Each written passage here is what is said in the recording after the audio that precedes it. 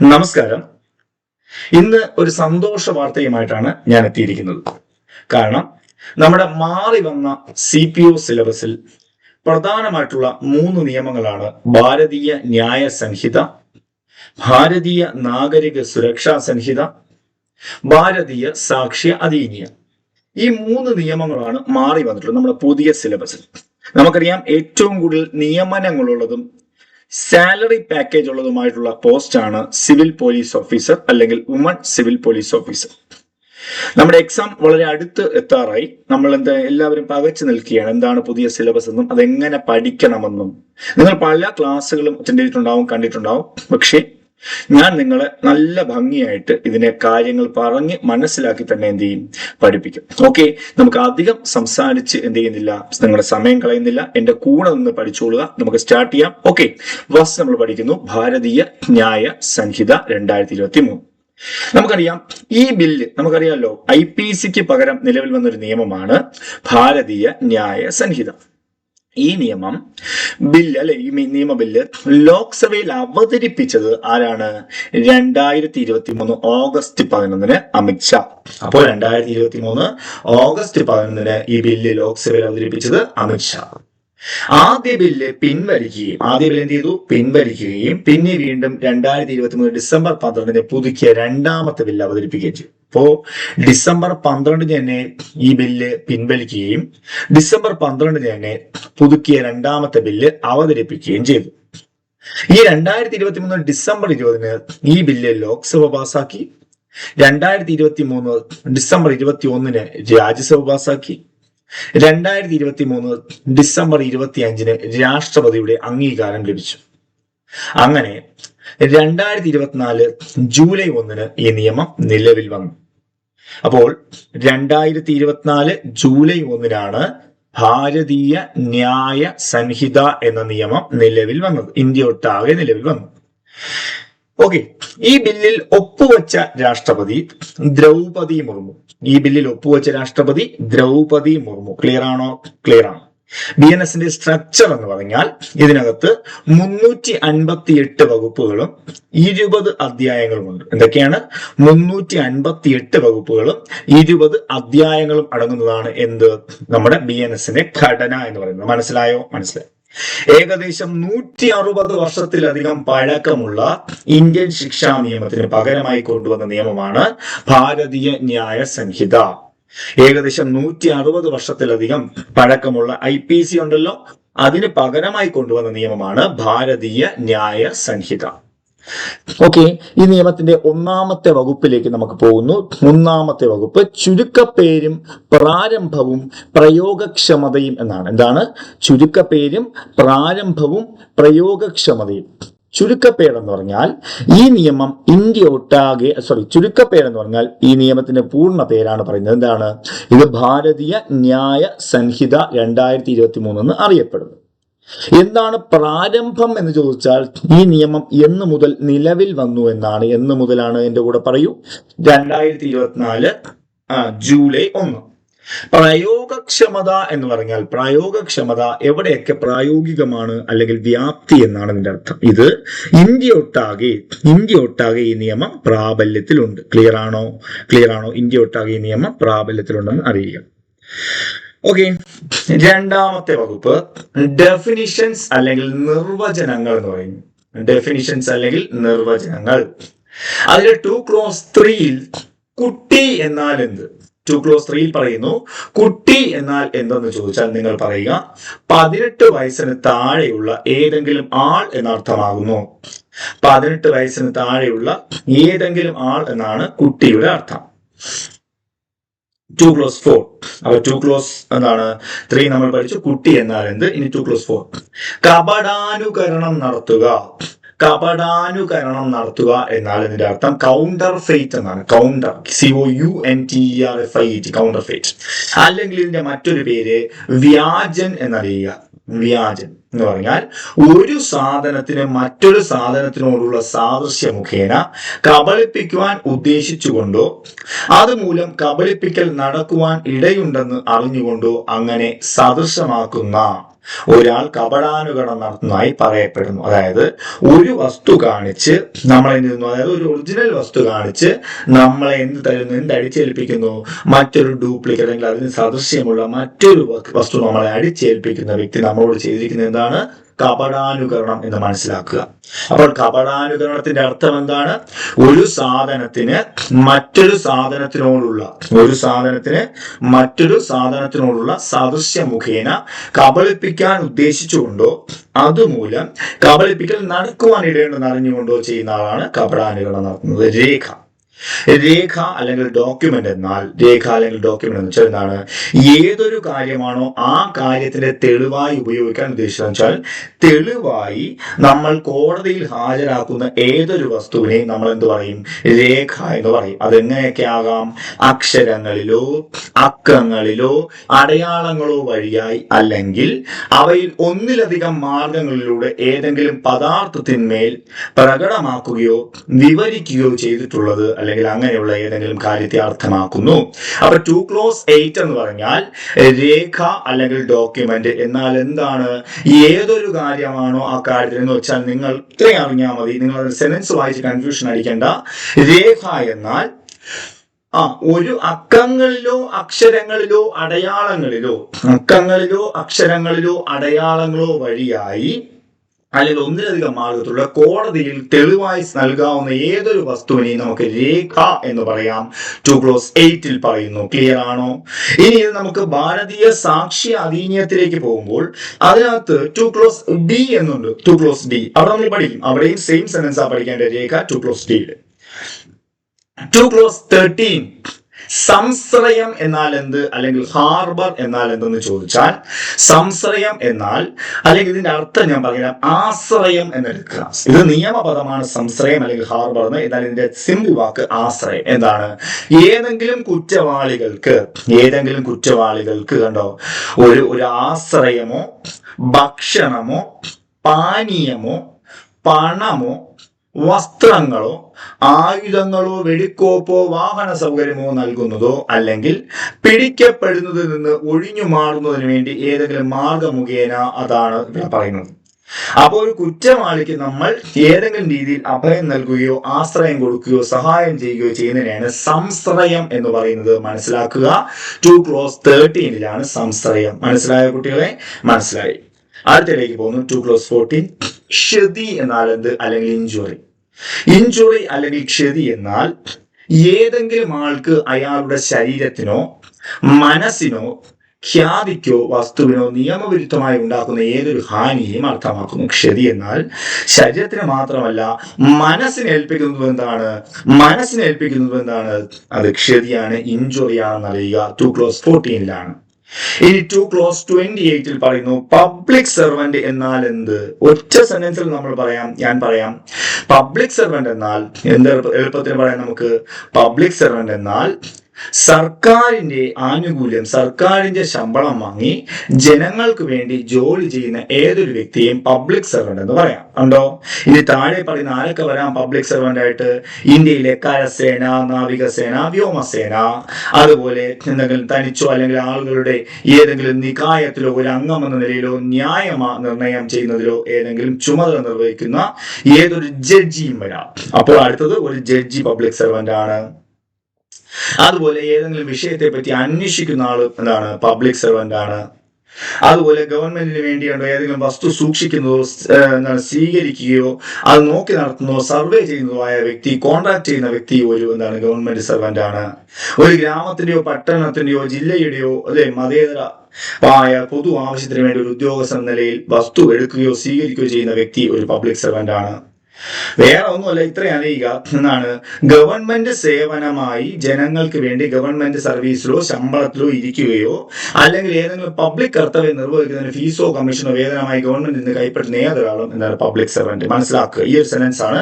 ഗവൺമെന്റിന്റെ സർവീസിലോ ശമ്പളത്തിലോ ഇരിക്കുകയോ അല്ലെങ്കിൽ ഏതെങ്കിലും പബ്ലിക് കർത്തവ്യം നിർവഹിക്കുന്നതിന് ഫീസോ കമ്മീഷനോ വേതനമായി ഗവൺമെന്റിൽ നിന്ന് കൈപ്പറ്റുന്ന ഏതൊരാളും ആരാണ്? ഗവൺമെന്റ് സെർവന്റ് എന്നറിയുക. ക്ലിയർ ആണല്ലോ? ഓക്കെ. അപ്പൊ നമ്മൾ ചാപ്റ്റർ 1 നന്നായിട്ട് പഠിച്ചു. ചാപ്റ്റർ 1 പഠിച്ചു കഴിഞ്ഞു. ചാപ്റ്റർ 1 സെക്ഷനും 2 പഠിച്ചു. ഡെഫിനിഷൻസും പഠിച്ചു കഴിഞ്ഞു. ഇനി നമ്മൾ ചാപ്റ്റർ 2ലേക്ക് പോകുന്നു. പണിഷ്മെന്റ്സ് അല്ലെങ്കിൽ ശിക്ഷകളെ കുറിച്ചാണ് പഠിക്കുന്നത്. പണിഷ്മെന്റ്സ് അല്ലെങ്കിൽ ശിക്ഷകൾ. ശിക്ഷകൾ എത്ര വിധം എന്ന് ചോദിച്ചാൽ പ്രധാനമായിട്ടും ശിക്ഷകൾ 6 വിധമാണെന്ന് പഠിക്കുക. ശിക്ഷകൾ ഈ സംഹിതയിലെ വ്യവസ്ഥകൾക്ക് കീഴിൽ ഏത് ശിക്ഷകൾക്കാണോ കുറ്റക്കാർ അർഹരാകുന്നത് ആ ശിക്ഷകൾ എന്തൊക്കെയാകാം? 1 മരണം, 2 ജീവപര്യന്ത തടവ്, 3 തടവ്. അത് 2 രീതിയിലാകാം. ഏതൊക്കെയാ? കഠിന തടവും മറ്റൊന്ന് വെറും തടവും. അപ്പോൾ ഒന്നുകൂടെ പറയാം, മരണശിക്ഷ, ജീവപര്യന്ത തടവ്, തടവ്. തടവ് 2 തരം. ഏതൊക്കെയാ? കഠിന തടവും സാധാരണ തടവും. കഠിന തടവ് കണ്ടോ, അതായത് വിത്ത് ഹാർഡ് ലേബർ ആണ്, അതായത് കടുപ്പമുള്ള ജോലിയോട് കൂടിയുള്ള തടവിനെയാണ് കഠിന തടവ് എന്ന് പറയുന്നത്. മറ്റൊന്ന് സാധാരണ തടവ്. അതുപോലെ അടുത്ത ശിക്ഷയാണ് വസ്തു കണ്ടുകെട്ടൽ, മറ്റൊന്നാണ് പിഴ, മറ്റൊന്നാണ് സാമൂഹ്യ സേവനം. ഇവയാണ് ശിക്ഷകൾ. അപ്പോ ശിക്ഷകൾ പഠിക്കണം, വളരെ ഇമ്പോർട്ടന്റ് ആണ്. മരണം അല്ലെ, മരണശിക്ഷ, ജീവപര്യന്തം, തടവ് 2 വീതം, അതുപോലെ വസ്തു കണ്ടുകെട്ടൽ, പിഴ, സാമൂഹ്യ സേവനം. അടുത്ത് 11. എന്താണ് ഏകാന്ത തടവ്? ഏകാന്ത തടവ് എന്നാൽ എന്തെന്ന് ചോദിച്ചാൽ, ഈ സംഹിതയ്ക്ക് കീഴിൽ കോടതിക്ക് ഏതെങ്കിലും ആളെ കഠിന തടവിന് ശിക്ഷിക്കുവാൻ അധികാരമുള്ള ഒരു കുറ്റത്തിന് അയാളുടെ പേരിൽ കുറ്റം സ്ഥാപിക്കപ്പെടുമ്പോഴെല്ലാം കോടതിക്ക് അതിന്റെ ശിക്ഷാവിധിയാൽ അയാൾക്ക് ശിക്ഷയായി വിധിച്ചിട്ടുള്ള തടവിന്റെ ഏതെങ്കിലും ഭാഗങ്ങളോ ആകെ 3 മാസത്തിൽ കവിയാതെ താഴെ പറയുന്ന തോതിൽ, അതായത് ഒരാൾക്ക് ഏകാന്ത തടവ് കൊടുക്കുന്ന, ഏകാന്ത തടവ് വെച്ചാൽ ഒറ്റയ്ക്ക് പാർപ്പിക്കുന്നതാണ്. കഠിന തടവുള്ള വ്യക്തികൾക്ക് മാത്രമേ ഏകാന്ത തടവ് നൽകുകയുള്ളൂ. ശരിയോ തെറ്റോ? ശരിയാണ്. ഏകാന്ത തടവിന്റെ കാലാവധി എത്രയെന്ന് ചോദിച്ചാൽ, ഏകാന്ത തടവ് പരമാവധി 3 മാസം വരെ കിട്ടാം. മൊത്തം ശിക്ഷയുടെ 3 മാസം വരെ ഒരു വ്യക്തിക്ക് ഏകാന്ത തടവ് നൽകാവൂ. അതുപോലെ കണ്ടോ, അതെങ്ങനെയായിരിക്കണം? തടവിന്റെ കാലാവധി 6 മാസത്തിൽ കവിയുന്നില്ലെങ്കിൽ 1 മാസത്തിൽ കവിയാത്ത കാലത്തേക്കും. എന്ന് പറഞ്ഞാൽ 6 മാസത്തിൽ കവിയുന്നില്ലെങ്കിൽ 6 മാസം വരെ, അതായത് ചെറിയ ശിക്ഷ 0 മുതൽ 6 മാസം വരെ ആണെങ്കിൽ കഠിന തടവുള്ള വ്യക്തിക്ക് 1 മാസത്തിൽ കവിയാത്ത കാലത്തേക്ക് എന്ത് കൊടുക്കാം? ഏകാന്ത തടവ്. അതുപോലെ 2 ബി, തടവിന്റെ കാലാവധി 6 മാസത്തിൽ കവിയുകയും 1 വർഷത്തിൽ കവിയാതിരിക്കുകയും ചെയ്യുന്നുവെങ്കിൽ 2 മാസത്തിൽ കവിയാത്ത കാലത്തേക്ക്. അപ്പോൾ തടവിന്റെ കാലാവധി 6 മാസത്തിൽ കവിയുകയും 1 വർഷത്തിൽ കവിയാതിരിക്കുകയും ചെയ്യുന്നുവെങ്കിൽ 2 മാസത്തിൽ കവിയാത്ത കാലാവധിക്ക്. ഇനി 3, തടവിന്റെ കാലാവധി 1 വർഷത്തിൽ കവിയുന്നുവെങ്കിൽ 3 മാസത്തിൽ കവിയാത്ത കാലത്തേക്ക്. കണ്ടോ? അപ്പൊ മനസ്സിലാക്കുക, 6 മാസം വരെയുള്ള ആൾക്ക് 1 മാസം കഠിന തടവ്, ഏകാന്ത തടവ്. അടുത്ത 6 മാസം മുതൽ 1 വർഷം വരെയുള്ള വ്യക്തിക്ക് 2 മാസം ഏകാന്ത തടവ്. 1 വർഷത്തിന് മുകളിൽ എത്ര വർഷമായാലും അയാൾക്ക് പരമാവധി 3 മാസം വരെ ഏകാന്ത തടവ് കിട്ടുമെന്ന് ഓർമ്മിക്കുക. ആ കുറ്റക്കാരനെ ഏകാന്ത തടവിൽ വയ്ക്കണമെന്ന് ഉത്തരവ് ചെയ്യാവുന്നതുമാണ്. അപ്പൊ ഏകാന്ത തടവിന്റെ കാലാവധി പരമാവധി 3 മാസം എന്നായിരിക്കാം. ഇനി ഏകാന്ത തടവിന്റെ പരിധി എങ്ങനെയാണ്? ഒരു വ്യക്തിയെ നിങ്ങൾ ആലോചിച്ച് നോക്കുക. ഒരു വ്യക്തിയെ ഒറ്റയ്ക്ക് പാർപ്പിക്കുന്ന കാര്യം ഒന്ന് ആലോചിച്ച് നോക്കുക. ഒരു വ്യക്തിയെ ഒറ്റയ്ക്ക് പാർപ്പിക്കുമ്പോഴുള്ള കാര്യം ഒന്ന് ആലോചിച്ച് നോക്കുക. എങ്ങനെ എന്ത് ചെയ്യാം? ഒരു വ്യക്തിയെ ഒറ്റയ്ക്ക് പാർപ്പിക്കുമ്പോൾ, അതായത് ഏകാന്തത്തിനുള്ള ശിക്ഷാവിധിയെ പറ്റി പറയുന്നതാണ് അല്ലെ. ഏകാന്തത്തിനുള്ള ശിക്ഷാവിധി എങ്ങനെ നടപ്പിലാക്കുമ്പോൾ അങ്ങനെയുള്ള തടവ് യാതൊരു സംഗതിയിലും ഒരിക്കൽ 14 ദിവസത്തിൽ കവിയാതിരിക്കുകയും ഏകാന്ത തടവിന്റെ കാലാവധികൾക്കിടയിൽ അങ്ങനെയുള്ള കാലാവധികളിൽ കുറയാത്ത ഇടവേളകൾ ഉണ്ടായിരിക്കുകയും ചെയ്യുക. അതായത് ഏകാന്ത തടവ് ഒറ്റ സെറ്റിൽ 3 മാസമൊക്കെ ഉള്ള ആളായാലും ശരി, എത്ര മാസമുള്ള ആളായാലും 3 മാസമൊക്കെ ആണെങ്കിൽ 3 മാസം തുടരെയില്ല, പകരം 14 ദിവസം വരെ ഏകാന്ത തടവിൽ ഇട്ടിട്ട് പഴയതുപോലെ ആക്കിയിട്ട് ഇടവേള കൊടുക്കണം. പിന്നെ വീണ്ടും ഏകാന്ത തടവ്. ഒരു വ്യക്തിയെ പൂർണ്ണമായി 3 മാസം ഏകാന്ത തടവിൽ ഇട്ട് കഴിഞ്ഞാൽ അയാൾക്ക് മെന്റലി പ്രശ്നം ഉണ്ടാവും. ഓക്കെ. എന്നാൽ കൂടാതെ ശിക്ഷയായി നൽകപ്പെട്ടുള്ള തടവ് 3 മാസത്തിൽ കവിയുമ്പോൾ ആ മുഴുവൻ തടവിൽ ഏകാന്ത തടവ് 1 മാസത്തിലും 7 ദിവസത്തിൽ കവിയാതിരിക്കും. അതായത് 1 മാസം വരെയുള്ള ഏകാന്ത തടവൊക്കെ ആണെങ്കിൽ 7 ദിവസം വരെയാണെങ്കിൽ, വലുതാണെങ്കിൽ എന്താണ് 14 ദിവസം വരെയെന്നും അറിയുക. മനസ്സിലായല്ലോ? നമ്മൾ ചാപ്റ്റർ 3ലേക്ക് പോകും. അപ്പൊ ചാപ്റ്റർ 2 കഴിഞ്ഞു. ചാപ്റ്റർ 2 4 പഠിച്ചു, 11 പഠിച്ചു, 12 പഠിച്ചു. ചാപ്റ്റർ 3 സാമാന്യമായ അപവാദങ്ങൾ അല്ലെങ്കിൽ ജനറൽ എക്സെപ്ഷൻസ് അല്ലെങ്കിൽ പൊതുവായ ഒഴിവാക്കലുകൾ. പൊതുവായ ഒഴിവാക്കലുകൾ അല്ലെങ്കിൽ സാമാന്യമായ അപവാദങ്ങൾ എന്ന് നമുക്ക് പഠിക്കാം. എന്താണ്? നിയമത്താൽ 14 മുതലാണ്, 14 മുതൽ 44 വരെയുള്ള സെക്ഷനുകൾക്ക് എന്തില്ല? ശിക്ഷയില്ല. എന്തുകൊണ്ട് ശിക്ഷയില്ല? ശിക്ഷയില്ലാത്തതിന്റെ കാരണം അവർ മനഃപൂർവ്വം ഉദ്ദേശത്തോടെ അല്ല ഒരു കുറ്റം ചെയ്തത്, അല്ലെങ്കിൽ ആ കുറ്റം ചെയ്യാനുള്ള കാരണം ഇതായിരുന്നു, നിയമപരമായി ബാധ്യസ്ഥനായ ഒരു വ്യക്തിയാണ് എന്നുണ്ടെങ്കിൽ അവിടെ ശിക്ഷ കിട്ടില്ല. അത് തെളിയിക്കണം എന്ന് മാത്രമേ ഉള്ളൂ. നമുക്ക് ആദ്യം 14ാമത്തെ സെക്ഷനിലേക്ക് പോവാം. നിയമത്താൽ ചെയ്യുവാൻ ബാധ്യസ്ഥനോ അല്ലെങ്കിൽ വസ്തുതയെക്കുറിച്ചുള്ള തെറ്റ് മൂലം ചെയ്യുവാൻ ബാധ്യസ്ഥനാണെന്ന് വിശ്വസിക്കുന്നവനായ ഒരാൾ ചെയ്യുന്ന കൃത്യം. എന്നാൽ നിയമത്താൽ ചെയ്യുവാൻ ബാധ്യസ്ഥൻ എന്ന് പറഞ്ഞാൽ നിയമം പറയുകയാണ് അയാളോട് എന്ത് ചെയ്യണം, ഈ ജോലി ചെയ്യൂ. അത് ചെയ്തു കാരണം ഒരാൾ ഒരു തെറ്റ് മൂലം വസ്തുതയെക്കുറിച്ചുള്ള തെറ്റ് മൂലം ചെയ്യുവാൻ ബാധ്യസ്ഥനാണെന്ന് വിശ്വസിക്കുന്നവനോ ആയ ഒരാൾ ചെയ്യുന്ന കൃത്യം. അതായത് രണ്ട് കാര്യം പറയാം. നിയമത്താൽ ചെയ്യാൻ ബാധ്യസ്ഥന ഉദാഹരണം നമുക്ക് നോക്കാം. അതൊരു പോയിന്റിലൂടെ നോക്കിയിട്ട് നോക്കാം. ഒരാൾ ഏതൊന്ന് ചെയ്യുന്നതിനാണോ നിയമത്താൽ ബാധ്യസ്ഥനാവുകയോ അല്ലെങ്കിൽ നിയമത്തെക്കുറിച്ചല്ലാതെ വസ്തുതയെക്കുറിച്ചുള്ള തെറ്റ് കാരണം അയാൾ അറിഞ്ഞു വച്ചേക്കുന്ന വസ്തുത തെറ്റിപ്പോയി, അയാൾ മനഃപൂർവ്വം ചെയ്തതല്ല, അങ്ങനെ ചെയ്ത ഒരു കുറ്റം എന്തല്ല, കുറ്റമല്ല. പക്ഷെ ഉത്തമ വിശ്വാസപൂർവ്വം ആയിരിക്കണം. അയാളുടെ ഉത്തമ വിശ്വാസപൂർവ്വമാണ് ചെയ്തത്, പക്ഷേ എന്തല്ല, തെറ്റിപ്പോയി എങ്കിൽ എന്ത് ചെയ്യാം? ഉദാഹരണം നോക്കിയേ. ഒരു സൈനികനായ എക്സ് തന്റെ മേലുദ്യോഗസ്ഥന്റെ ഉത്തരവ് പ്രകാരം നിയമശാസനങ്ങൾക്കനുസൃതമായി ഒരു ആൾക്കൂട്ടത്തിന് നേരെ വെടിവെക്കുന്നു. യാതൊരു കുറ്റവും ചെയ്തിട്ടില്ല എന്ന് പറഞ്ഞാൽ എന്താണ്? എക്സ് അല്ല, എക്സ് അല്ലെ, സൈനികനായ എക്സ് വെടിവെക്കുന്നു. എന്തുകൊണ്ട്? അദ്ദേഹത്തിന്റെ മേലുദ്യോഗസ്ഥന്റെ ഉത്തരവ് പ്രകാരമാണ്. അതുകൊണ്ട് തന്നെ അതൊരു നിയമപരമായിട്ടുള്ള കാര്യമാണ്. അതുകൊണ്ട് തന്നെ അതെന്തല്ല, ഒരു കുറ്റമല്ല. ഇതാണ് സെക്ഷൻ 14 പറയുന്നത്. നിയമപരമായ ഒരു കാര്യം ചെയ്യുമ്പോൾ ചെയ്യുന്നതൊന്നും എന്തല്ല, കുറ്റകരമല്ല എന്നറിയുക. സെക്ഷൻ 15 ജുഡീഷ്യലായി പ്രവർത്തിക്കുമ്പോൾ ജഡ്ജിയുടെ കൃത്യം. ജുഡീഷ്യലായി പ്രവർത്തിക്കുന്ന വെച്ചാൽ കോടതിയുടെ കാര്യങ്ങൾ നോക്കുമ്പോൾ ജഡ്ജി പറയുന്ന എന്താണ്, വിധി. ഒരു ജഡ്ജി നിയമത്താൽ തനിക്ക് ദത്തമായിട്ടുള്ളതോ നിയമത്താൽ തനിക്ക് ദത്തമാണെന്ന് ഉത്തമ വിശ്വാസപൂർവ്വം താൻ വിശ്വസിക്കുന്നതോ ആയ ഏതെങ്കിലും അധികാരത്തിന്റെ പ്രയോഗത്തിൽ ജുഡീഷ്യലായി പ്രവർത്തിക്കുമ്പോൾ ചെയ്ത യാതൊന്നും കുറ്റമാകുന്നതല്ല. അപ്പോ ഒരു ജഡ്ജി നിയമത്താൽ ചെയ്യുന്ന യാതൊന്നും കുറ്റമാകുന്നതല്ല. എന്തുകൊണ്ടെന്ന് ചോദിച്ചാൽ ജഡ്ജി നിയമപരമായിട്ടാണ് ഒരാളെ തൂക്കിക്കൊല്ലാൻ വിധിക്കുന്നു, ഒരാളെ പിടിച്ചുകൊണ്ടുവരാൻ പറയുന്നു. അതൊക്കെ നിയമത്തിന് വേണ്ടിയാണ് ജഡ്ജി ചെയ്യുന്നത്. അതാണ് നിയമത്താൽ ഉത്തമ വിശ്വാസപൂർവ്വം ജഡ്ജി ചെയ്യുന്ന യാതൊന്നും കുറ്റകരമല്ല. മനസ്സിലായോ? ഒരു ജഡ്ജി പറയുന്ന വിധികളോ മറ്റൊന്നും എന്തല്ല, കുറ്റകരമല്ല. 16 കോടതിയുടെ വിധിന്യായമോ ഉത്തരവോ അനുസരിച്ച് ചെയ്യുന്ന കൃത്യം. 16 എന്ന് വെച്ചാൽ എന്താണ്? ഒരു ജഡ്ജി ഇപ്പോൾ ഒരു വിധി വിധിച്ചു, ഒരാളെ തൂക്കിക്കൊല്ലാൻ വിധിച്ചു. ഇപ്പൊ ഒരു ആരാച്ചാറായിരിക്കുമല്ലോ തൂക്കിക്കൊല്ലുന്നത്. അയാൾ തൂക്കിക്കൊന്നാൽ അയാൾ കുറ്റക്കാരനാകുമോ? ആരാച്ചാർ കുറ്റക്കാരനാകുമോ? ഇല്ല. കാരണം എന്തുകൊണ്ടാ? അത് കോടതിയുടെ വിധി അനുസരിച്ചാണ്. ഇപ്പൊ കോടതി പറയണം ഒരാളെ പിടിച്ചുകൊണ്ടുവരാൻ പോലീസിനോട് ആജ്ഞാപിക്കുകയാണ്. പോലീസ് ചെയ്തു, അത് കുറ്റക്കാരനല്ല, പോലീസും കുറ്റക്കാരനല്ല, ജഡ്ജിയും കുറ്റക്കാരനല്ല. അതാണ് ഇവിടെ പറയുന്നത്. സെക്ഷൻ 16 കോടതിയുടെ വിധിന്യായം അനുസരിച്ച് അല്ലെങ്കിൽ ഉത്തരം അനുസരിച്ച് ആരെങ്കിലും ഒരു കൃത്യം ചെയ്താൽ എന്തല്ല, കുറ്റകരമല്ല. കാരണം ഒരു കോടതിയുടെ വിധിന്യായമോ ഉത്തരവോ അനുസരിച്ച് ചെയ്യുന്നതോ അല്ലെങ്കിൽ അങ്ങനെയുള്ള വിധിന്യായത്താലോ ഉത്തരവിനാലോ നീതീകരിക്കപ്പെടുന്നതോ ആയ യാതൊന്നും അതൊരു ആ വിധിന്യായമോ ഉത്തരവോ പ്രാബല്യത്തിലിരിക്കുമ്പോൾ ചെയ്തിട്ടുള്ളതാണെങ്കിൽ അങ്ങനെയുള്ള വിധിന്യായമോ ഉത്തരവ് പാസാക്കുവാൻ കോടതിക്ക് അധികാരികത ഉണ്ടായിരുന്നില്ലെങ്കിൽ തന്നെയും കൃത്യം ചെയ്യുന്ന ആൾ കോടതിക്ക് അങ്ങനെയുള്ള അധികാരിത ഉണ്ടായിരുന്നു ഉത്തമ വിശ്വസിക്കുന്ന പക്ഷം കുറ്റമല്ല. ആ വ്യക്തി കോടതിയുടെ വിധിന്യായം പ്രകാരം ഉത്തമ വിശ്വാസപൂർവമാണ് ഇത് ചെയ്യുന്നതെങ്കിൽ എന്തല്ല, കുറ്റമല്ല എന്നാണ് സെക്ഷൻ 16 പറയുന്നത്. 17 14ഉം 17ഉം ഒരേ കാര്യമാണ്. 14 നമ്മൾ എന്ത് പഠിച്ചു? സൈനികനായ എക്സ് അല്ലേ? അതുപോലെ തന്നെയാണ് ഈ സെക്ഷനും പറയുന്നത്. കണ്ടോ? ഏതൊരാൾ ചെയ്യുന്നതാണോ നിയമത്താൽ ന്യായീകരിക്കപ്പെടുകയോ, ഇതല്ലേ 14 പറഞ്ഞത്, 17 ഇത് തന്നെയാണ്. എന്നാൽ ഇവിടെ പറയുന്നത് വസ്തുതയെക്കുറിച്ചുള്ള തെറ്റ് മൂലം ന്യായീകരിക്കപ്പെട്ടതാണെന്ന് അയാൾ വിശ്വസിക്കുകയോ ചെയ്യുന്നത്, അങ്ങനെയുള്ള ആൾ ചെയ്യുന്ന കൃത്യം. വസ്തുതയെക്കുറിച്ചുള്ള തെറ്റ് മൂലം ചെയ്യുന്നതാണെങ്കിൽ സെക്ഷൻ 17 പ്രകാരം ശിക്ഷ അർഹമല്ല. എങ്ങനെയാണ്? ഒരാൾ ഒരു പ്രവൃത്തി ചെയ്തു, അവിടെ ഉത്തമ വിശ്വാസപൂർവ്വം അയാൾ ചെയ്തു, പക്ഷേ അയാൾ ആ പ്രവൃത്തി ചെയ്ത് അയാൾ മനസ്സിലാക്കി വെച്ചിരുന്ന വസ്തുതയുടെ തെറ്റ് കാരണമാണത്. മനസ്സിലായോ? അയാൾ പക്ഷെ ഉത്തമ വിശ്വാസപൂർവ്വമാണ് ചെയ്യുന്നത്, ചതിയൊന്നുമില്ല, നല്ലതിനു വേണ്ടി ചെയ്യുന്നു. പക്ഷേ അവിടെ പറ്റിപ്പോയത് എന്താണ്? അയാൾ വസ്തുതയെക്കുറിച്ച് തെറ്റ് മൂലമാണ് ചെയ്തത്. കണ്ടോ? കൊലപാതകമാണെന്ന് എക്സിന് തോന്നുന്ന ഒരു കൃത്യം സി ചെയ്യുന്നത് എക്സ് കാണുന്നു. എക്സ് നടന്നുപോയപ്പോൾ സി ഒരു കൊലപാതകം ചെയ്തതായിട്ട് കാണുന്നു.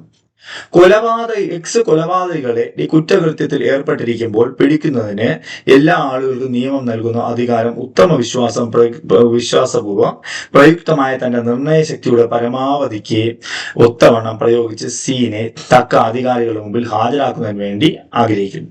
അപ്പൊ ഇവിടെ ചെയ്ത വേറെ ഒന്നുമല്ല, നടന്നുപോയ എക്സ് സി ചെയ്യുന്നത് കാണുന്നു. സി ഒരു കുറ്റകൃത്യം ചെയ്യുന്നത് കാണുന്നു.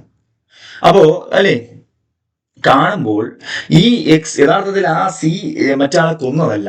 സി ഇപ്പോൾ ഉദാഹരണം CPR കൊടുക്കുകയോ രക്ഷിക്കാൻ വേണ്ടി നെഞ്ചിലിടിക്കുകയാണ് ചെയ്യുന്നത്. അപ്പൊ എക്സ് വിചാരിച്ചു അയാൾ എന്ത് ചെയ്യുന്നു, കൊല്ലുന്നു എന്ന് വിചാരിക്കുന്നു. അല്ലോ ഈസഡ് ആത്മരക്ഷയ്ക്ക് വേണ്ടി പ്രവർത്തിക്കുകയായിരുന്നു എന്ന് വരാമെങ്കിലും എക്സ് യാതൊരു കുറ്റവും ചെയ്തിട്ടില്ല. അവിടെ കണ്ടോ, ആത്മരക്ഷയ്ക്ക് വേണ്ടിയാണ് അയാൾ അത് ചെയ്തത്. പക്ഷെ എക്സിന് തോന്നി എന്താണെന്ന്, അത് അയാൾ മറ്റാളെ കൊല്ലുകയാണെന്ന്. അയാൾ ഇങ്ങനെ ഞെക്കി ഇരിക്കുന്നതാണ് കണ്ടത്. പക്ഷെ അയാൾ കൊല്ലുന്നു എന്ന് ഇയാൾ പോയി കള്ളസാക്ഷി പറയുകയാണ്. ഇയാൾ കോടതിയിൽ പോയി പറയുകയാണ് ഈ സി തന്നെയാണ് അയാളെ കൊന്നതെന്ന് പറയുകയാണ്. അപ്പോ ഇയാൾ യഥാർത്ഥത്തിൽ കള്ളസാക്ഷിയല്ലേ പറയുന്നത്, പക്ഷെ ഇയാൾ കുറ്റക്കാരനാണോ? അല്ല. എന്തുകൊണ്ടാ? ഇയാൾ വസ്തുതയുടെ തെറ്റ് കാണാമല്ലേ അവിടെ പറഞ്ഞത്. ഇയാൾ മനസ്സിലാക്കിയത് തെറ്റല്ലേ, അതുകൊണ്ട്. പക്ഷെ ഉത്തമ വിശ്വാസപൂർവ്വമായിരുന്നു. കാരണം യഥാർത്ഥ കൊലപാതകയായിരുന്നു ഇയാൾ സാക്ഷി പറയുന്നത് നല്ലൊരു കാര്യമല്ലേ. അതാണ് 18. നിയമാനുസൃതമായ ഒരു കൃത്യം ചെയ്യവെയുള്ള യാദൃശ്ചിക സംഭവം. അപ്പൊ നിയമാനുസൃതമായ ഒരു കൃത്യം ചെയ്യവെയുള്ള യാദൃശ്ചിക സംഭവം എന്ന് പറഞ്ഞാൽ നിയമാനുസൃതമായ ഒരു കൃത്യം നിയമാനുസൃതമായ രീതിയിൽ നല്ല രീതിയിൽ ചെയ്തപ്പോൾ, പക്ഷേ കരുതലോടും കൂടി ചെയ്തിട്ടും യാദൃശ്ചികമായോ ദൗർഭാഗ്യത്താലോ നിർഭാഗ്യത്താലോ എന്ത് ചെയ്തു, കുറ്റകരമായ യാതൊരു ഉദ്ദേശമോ അറിവോ ഇല്ലാതെ ചെയ്തപ്പോൾ മറ്റൊരാൾക്ക് അപകടമുണ്ടായെങ്കിൽ അത് കുറ്റമല്ല. നമ്മൾ വളരെ സൂക്ഷിച്ച് ചെയ്തൊരു പ്രവൃത്തിയാണ്, പക്ഷേ ആ പ്രവൃത്തി കാരണം നിർഭാഗ്യവശാൽ മറ്റൊരാൾ അബദ്ധത്തിൽ അപകടപ്പെട്ടു എങ്കിൽ ഇയാൾ ശിക്ഷാർഹനല്ല. ഉദാഹരണം, എക്സ് ഒരു കൈക്കോടാലി കൊണ്ട് ജോലി ചെയ്യുകയായിരുന്നു. അതിന്റെ തല ഊരിത്തെറിച്ച് അടുത്തു നിൽക്കുന്ന ഒരാളെ കൊല്ലുന്നു. ഇവിടെ എക്സിന്റെ ഭാഗത്ത് തക്ക കരുതലിന്റെ അഭാവം ഇല്ലായിരുന്നുവെങ്കിൽ അയാളുടെ കൃത്യം ക്ഷതവ്യവും കുറ്റമല്ലാത്തതുമാകുന്നു. കണ്ടോ? അപ്പൊ ഇയാൾ കരുതി നല്ല ശ്രദ്ധയോടെയാണ് ചെയ്തതെങ്കിൽ അത് കുറ്റമല്ല. കാരണം വളരെ സൂക്ഷിച്ച് ചെയ്തിട്ടും അയാൾക്ക് അപകടമുണ്ടായെങ്കിൽ അത് കുറ്റമല്ല എന്നാണ് 18 പറയുന്നത്. ഇനി 19. ഹാനി ഉളവാക്കുവാൻ ഇടയുള്ളതും എന്നാൽ കുറ്റകരമായ ഉദ്ദേശം കൂടാതെ മറ്റു ഹാനി തടയുവാൻ വേണ്ടി ചെയ്യുന്നതുമായ കൃത്യം.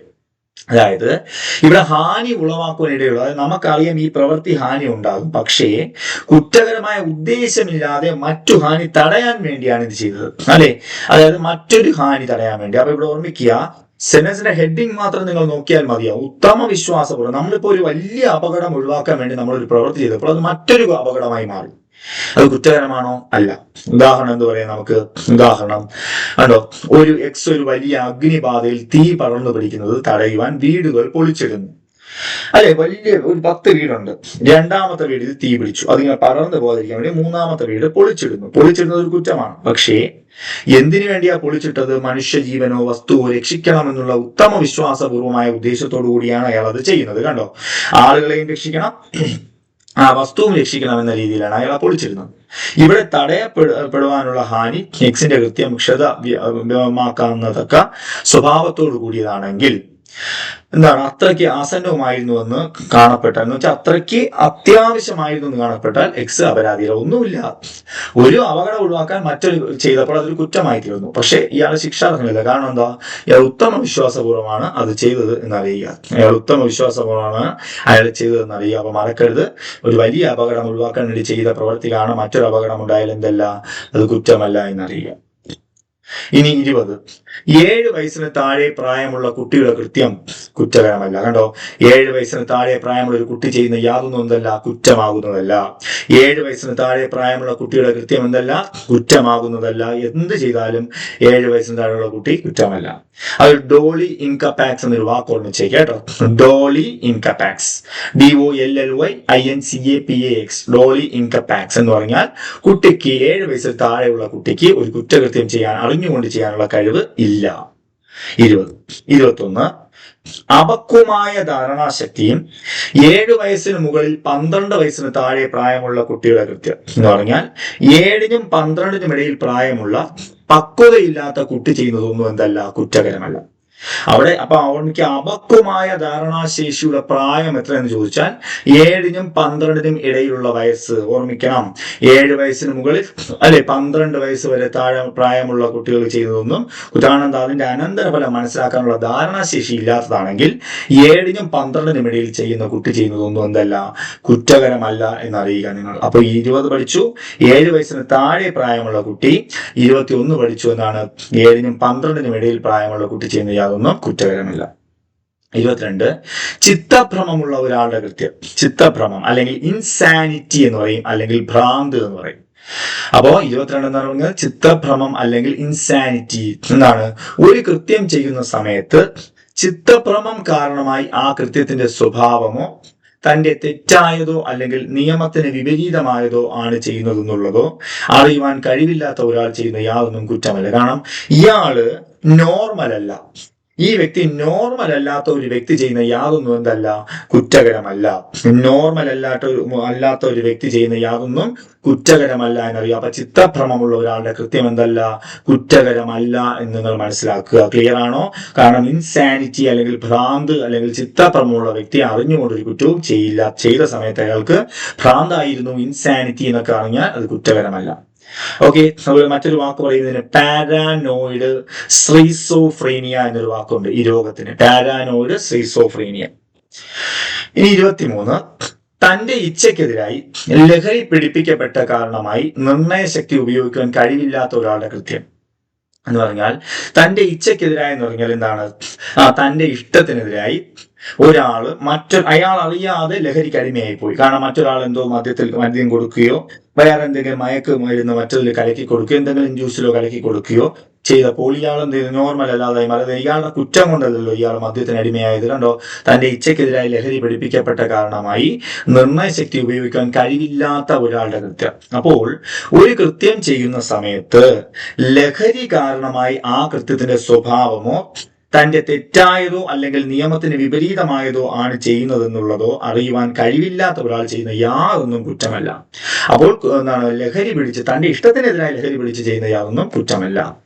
എന്നാൽ 24 പറയുന്നു, പ്രത്യേകമായ ഒരു ഉദ്ദേശമോ അറിവോ വേണ്ട കുറ്റം ലഹരി പിടിച്ച ഒരാൾ ചെയ്യുന്നത്. ഈ പറഞ്ഞ ഇത്രയേ ഉള്ളൂ. 23 തന്റെ ഇഷ്ടപ്രകാരം അല്ലാതെ ലഹരിക്ക് അടിമയായ ഒരാൾ ചെയ്യുന്ന കുറ്റമല്ല. കാരണം നമ്മളല്ലല്ലോ അറിഞ്ഞുകൊണ്ട് മദ്യപിച്ചാലല്ലോ അല്ലെങ്കിൽ അറിഞ്ഞുകൊണ്ട് ലഹരിക്ക് അടിമയായതല്ലോ, മറ്റൊരാൾ ബലപ്രയോഗത്തിലൂടെയോ അല്ലെങ്കിൽ അറിവില്ലാതെയോ തന്നാലാണ്. പക്ഷെ ഇവിടെ അങ്ങനെയല്ല. ഒരു കൃത്യം പ്രത്യേകമായ ഒരു അറിവോടോ ഉദ്ദേശത്തോടോ കൂടി ചെയ്യാത്ത പക്ഷം കുറ്റമാകാത്ത സംഗതികളിൽ ലഹരി പിടിച്ച അവസ്ഥയിൽ ആ കൃത്യം ചെയ്യുന്ന ആളെ സംബന്ധിച്ച് അയാളെ ലഹരി പിടിച്ച സാധനം അയാൾക്ക് അയാളുടെ അറിവ് കൂടാതെയോ ഇച്ഛയ്ക്കെതിരായ കൊടുക്കാത്ത പക്ഷം. മനസ്സിലായോ? 24 പറയുന്നത് സെന്റൻസുകളൊന്നും പാടാണ്, നിങ്ങൾ അറിയുക. 24 പറയുന്നത് 23 ഇച്ഛയ്ക്കെതിരായെങ്കിൽ 24 സ്വന്തം ഇഷ്ടപ്രകാരം ലഹരിക്ക് അടിമയായിട്ട് ഒരു കുറ്റകൃത്യം ചെയ്താൽ അതെന്താണ്, കുറ്റകരമാണ്. സ്വന്തം ഇഷ്ടപ്രകാരം ഒരാൾ ഒരു കുറ്റകൃത്യം ചെയ്ത് മദ്യപിച്ചിട്ട് ചെയ്ത അല്ലെങ്കിൽ ലഹരിക്ക് അടിമപ്പെട്ട ഒരു കുറ്റകൃത്യം കുറ്റമാണ് എന്നാണ് പറയുന്നത്.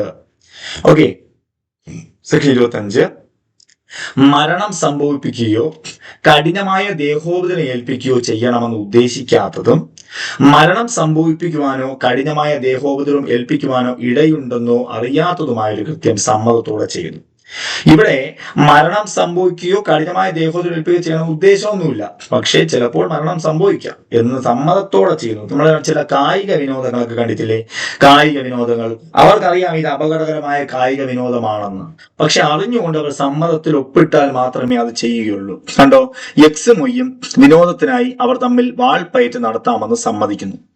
അങ്ങനെ വാൾപ്പയറ്റ് പയറ്റുന്നതിനിടയിൽ ചതിപ്രയോഗം കൂടാതെ ഉണ്ടാകാവുന്ന ഏതെങ്കിലും ഹാനി സഹിക്കാമെന്ന് ഓരോരുത്തരും സമ്മതിക്കുന്നു. ചതി പാടില്ല അവിടെ. അല്ലാതെ മത്സരിക്കുന്നതിൽ അപകടം എന്ത് സമ്മതിച്ചാലും ഒരു കുഴപ്പവും ഇല്ല എന്ന് പറയുന്നു. ഉണ്ടോ എന്നത് ഈ ഉഭയസമ്മതത്തിൽ വിവക്ഷിതമാകുന്നു. എക്സ് ഒയ്യെ ദേഹോപദ്രവം ഏൽപ്പിക്കുകയാണെങ്കിൽ എക്സ് യാതൊരു കുറ്റവും ചെയ്തില്ല. അതുകൊണ്ട് ഈ മത്സരത്തിനിടയിൽ അല്ലെങ്കിൽ ഏത് അപകടം പിടിച്ച മത്സരത്തിലാണെങ്കിലും സമ്മതത്തോടെ അറിവോടുകൂടി ചെയ്താൽ യാതൊരു കുറ്റവും ചെയ്തിട്ടില്ല.